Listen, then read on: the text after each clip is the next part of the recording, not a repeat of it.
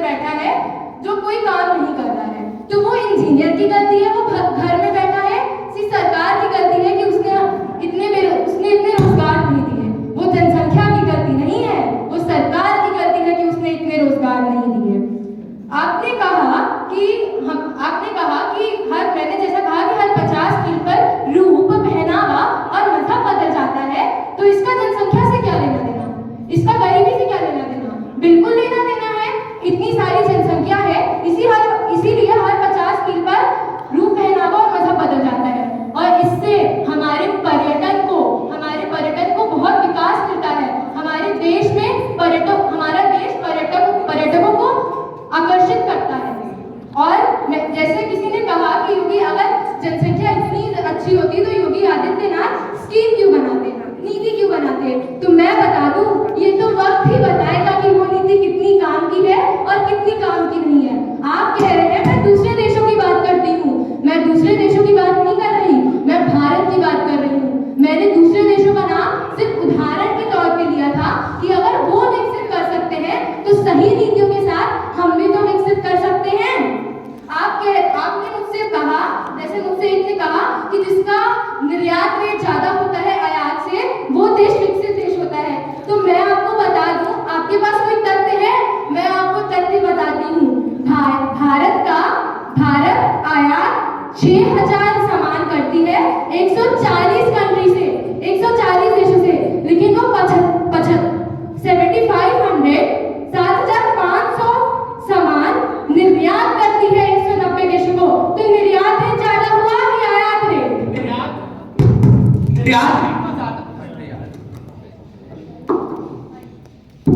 निर्यात रेट तो ज्यादा हुआ, परंतु आप ये बताइए, ये तो वही बात हो गई, नाम बहुत बड़े बड़े, दर्जन छोटे। अपने देश में लोग भूखे मर रहे हैं, लोगों के पास खाने को नहीं है, हम तो भैया निर्यात बहुत ज्यादा कर रहे हैं। और आपने एक और बात कही थी कि चाइना में वन चाइल्ड पॉलिसी लागू हुई थी। आपको मैं आपकी जानकारी के लिए मैं बताना चाहूंगा कि मैम 1951 में भारत ने भी ये परिवार नियोजन का कार्य शुरू किया, लेकिन 1951 से अभी 2023 तक उसका कोई रिजल्ट देखने को नहीं मिला।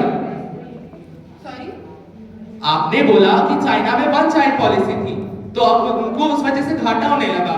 मैं आपको बताना चाहूंगा कि सन 1951 में भारत में भी परिवार नियोजन के कार्य को वो लागू किया गया था, परंतु उसका कोई परिणाम नहीं दिखा, जबकि तो दुष्परिणाम आ गए, तो पॉपुलेशन और बढ़ गई है। आपने कहा कि नीति लागू हुई थी, उसका कोई परिणाम नहीं मिला। वही तो मैं भी कह रही हूँ कि हमारी सरकार ऐसी नीतियां ही लागू नहीं कर रही है जिससे हम लोग को परिणाम मिले। इसमें जनसंख्या की गलती कहाँ है, मुझे ये बताइए, इसमें जनसंख्या कहाँ से कसूरवार है? अभी आपने जैसे कहा कि हमारी बढ़ती हुई जनसंख्या में जो लोग बेरोजगार बैठे हैं उसमें उन लोगों की गलती है कि सरकार की गलती है। तो मैं ये कहती हूँ कि सरकार की भी क्या गलती है कि वो उन लोगों को कैसे रोजगार उपलब्ध करवाए, जहाँ के दफ्तरों में दफ्तर अभी तक भरे हुए हैं, कहाँ से उस खाली स्थान प्राप्त हो? जो लोग आज पढ़ाई करके बीटेक इंजीनियरिंग करके बेरोजगार बैठे हुए हैं, हम कैसे रोजगार दे सके जब वहाँ जगह ही नहीं खाली है? इतनी बड़ी आबादी के साथ ये सब चीजें कैसे मुमकिन हो सकती हैं?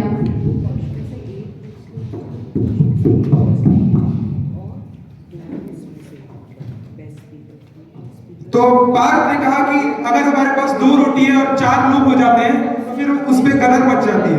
तो मैं कहना चाहूंगा हमारे देश में ऐसा नहीं चल रहा है। यहाँ पे कोई व्यक्ति है जिसके पास इतना पैसा हो जाता है जहाँ 600 करोड़ 700 करोड़ से गिनती नहीं कर पाते।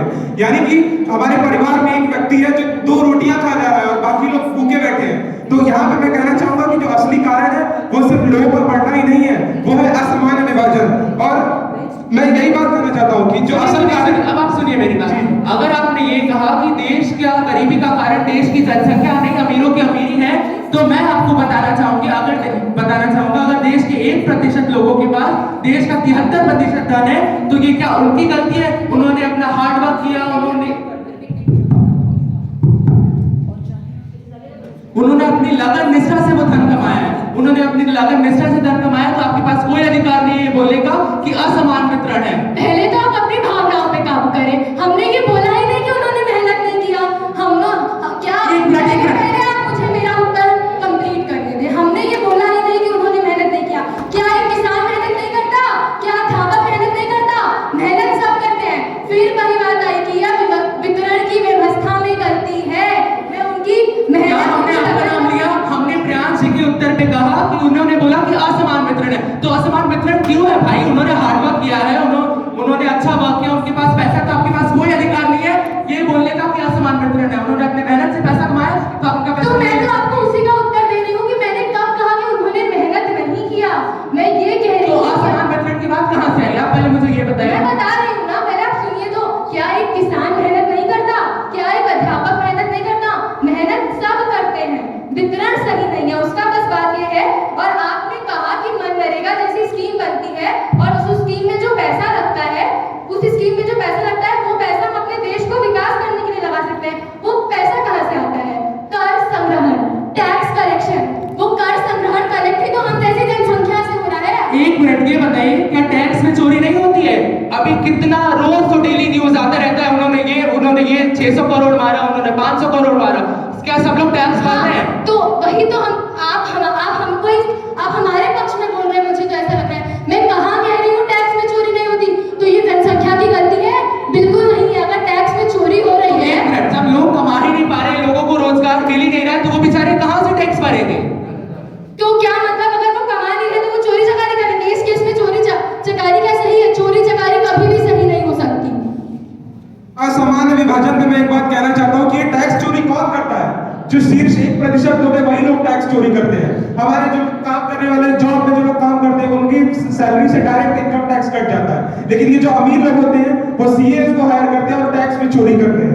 ये बात है। और दूसरी बात मैं कहना चाहूंगा, यहाँ पे किसी ने कहा कि 80% जो बजट होता है वो गरीबी निस्तारण में लगता है, तो इसका कोई मतलब ही नहीं रहा, क्योंकि 1952 से जो भी पंचवर्षीय योजनाएं हो रही उससे आज कोई लाभ नहीं हो रहा। अगर वो उस पैसे का आधा भी अगर हम लोगों के अकाउंट में डाल देते तो आज ये गरीबी होती ही ना।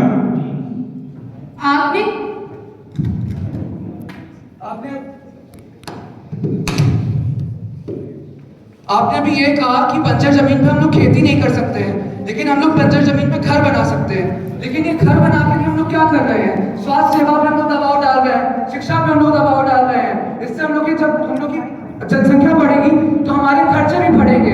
जब हमारे खर्चे बढ़ेंगे तो जब हमारे पास रोजगारी नहीं है, काम ही नहीं है उतना, जहाँ इतनी सुविधाएं नहीं है हमारे पास कि हम यहाँ पे काम कर सकते हैं, जगह ही नहीं है उतनी, तो उतना हम खर्चे को कहाँ से फिर बात करी आई, जगह है तो तभी तो ये जमीन बन है। आप इस पे बनाइए ना अस्पताल, इस पे बनाइए ना विद्यालय। और आपने कहा कि हमारे भारत में शिक्षा की कमी है। हमारे भारत में कई सरकारी स्कूल हैं, लेकिन सरकारी स्कूल में अध्यापक नहीं पढ़ाते, अध्यापक पढ़ाना नहीं चाहते, तो इसमें बेचारी आम जनसंख्या का क्या कसूर?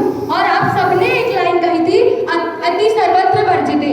तो मैं बता दूं, हम कौन होते हैं ये सोचने वाले कि भारत की पॉपुलेशन अति है। हम लोग ये कह सकते हैं कि भारत की पॉपुलेशन ज्यादा है, हम लोग ये नहीं कह सकते कि भारत की पॉपुलेशन अति है। मैं आशा करती हूँ कि आपने डार्विन की प्राकृतिक चयन वाले सिद्धांत यानी कि the theory of natural selection के बारे में अवश्य सुना होगा। प्रकृति योग्यतम जीवों का चरण खुद ही कर देती है। इसका सबसे बड़ा उदाहरण है कोरोना। इसका सबसे बड़ा उदाहरण है कोरोना। कोरोना के महामारी के समय में जिसकी रोग प्रतिरोधक क्षमता थी, सिर्फ वही जीवित रह पाए और सब बड़ों को सुधार गए। तो हमारे प्रकृति के पास खुद में वो काबिलियत है कि वह चयन कर सके कि उसको किस जगह पे कितनी जनसंख्या चाहिए। हमें इसके लिए परेशान होने की जरूरत नहीं है। हमें परेशान होने की जरूरत है तो इसलिए कि हम अपनी जनसंख्या को किस तरीके से, कितनी अच्छी तरीके से यूज कर सकते हैं और उसे कितना अच्छा उसे कितना। अगर आपने बेरोजगारी की बात की ही है तो मैं आपको ये बताना चाहूंगा कि central for monitoring the Indian economy CMI के अनुसार भारत में अभी बेरोजगारी दर 8.3% है, जो कि 60 साल बढ़ी रही है। और आपने तो अभी एक लाइन खुद ही कह दी कि हम कौन होते हैं तय करने वाले कि भारत की जनसंख्या ज्यादा है कि कम है। मैं आपकी जानकारी के लिए बता दूं कि भारत क्षेत्र भूमिका से 2.4% है, परंतु जनसंख्या का 17.5%। और अगर आप पॉपुलेशन डेंसिटी जनसंख्या घनत्व की बात करें तो वो 481 लोग प्रति स्क्वायर किलोमीटर है। पहले मैं आपकी एक बात का आंसर दे दूं। आपने जो 8% कहा ना, वो 2020 की बात थी। मैं आपको 2023 की बात बता देती हूँ। इतना पुराना क्यों थी ना? 5.98% है भारत का बेरोजगारी दर, और उससे कई ज्यादा बेरोजगारी दर है कंबोडिया, साउथ अफ्रीका, कतर का, जहाँ पे तो जनसंख्या इतनी ज्यादा भी नहीं है। इससे यह साफ होता है कि जनसंख्या तो गरीबी का कारण ही नहीं है। ठीक है दीदी, इस बात को मैं मानती हूँ कि जनसंख्या गरीबी का कारण नहीं है,